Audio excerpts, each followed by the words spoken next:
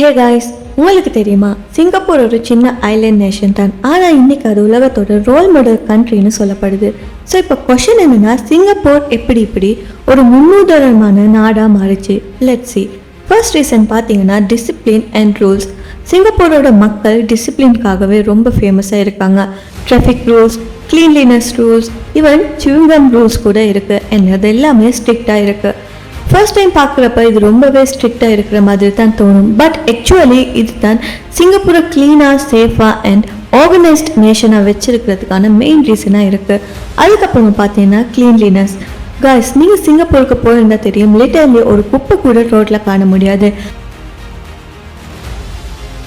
Public பிளேசஸில் ஸ்ட்ரிக்டான fines, awareness campaigns எல்லாமே government maintain பண்ணி வருது. அதனால தான் சிங்கப்பூர் உலகத்தோட கிளீனஸ்ட் சிட்டின்னு சொல்லி பேர் வந்திருக்கு. மூணாவது பார்த்தீங்கன்னா எக்கனமி அண்ட் டெவலப்மெண்ட்.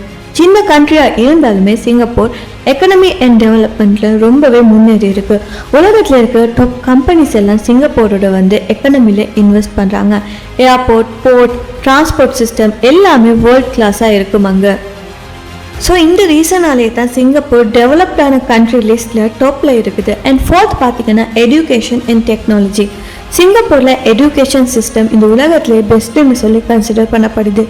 ஏன்னா அங்கே இருக்கிற ஸ்டூடெண்ட்ஸ்க்கு க்ரியேட்டிவிட்டி, இன்னோவேஷன் அண்ட் டிசிப்ளின் இது எல்லாமே ஒரே அடியில் டீச் பண்ணுறாங்க. ப்ளஸ் டெக்னாலஜியில் சிங்கப்பூர் ரொம்பவே அட்வான்ஸ்டாக இருக்குது. Smart analysis systems and AI projects, green technology இது எல்லாமே அவங்க டெவலப் பண்ணிக்கிட்டு வராங்க. அதுக்கப்புறமா ஃபிஃப்த் பார்த்தீங்கன்னா மல்டி கல்ச்சரல் யூனைட்டி. சிங்கப்பூரில் சைனீஸ், மலாய், இந்தியன்ஸ்னு சொல்லி பல இனத்தை சேர்ந்த மக்கள் மிக்ஸாக வாழ்கிறாங்க. ஏன்னா அவங்க எல்லாருமே ரொம்ப ஒற்றுமையாக இருக்கிறாங்க. ஸோ இதுவும் மிகப்பெரிய காரணமாக இருக்குது சிங்கப்பூரோட முன்னேற்றத்துக்காக. ஸோ முடிவாக பார்த்தீங்கன்னா சிங்கப்பூர் இந்த உலகத்துக்கு ஒரு முன்னுதாரணமாக இருக்கிறதுக்கான காரணம் பார்த்தீங்கன்னா discipline, cleanliness and economy, education, அது மட்டும் இல்லாமல் அங்கே இருக்கிற மக்களோட யூனைட்டி. ஸோ சின்ன நாடாக இருந்தாலுமே இது நமக்கு எல்லாருக்குமே ஒரு மிகப்பெரிய லெசனை கொடுக்குது.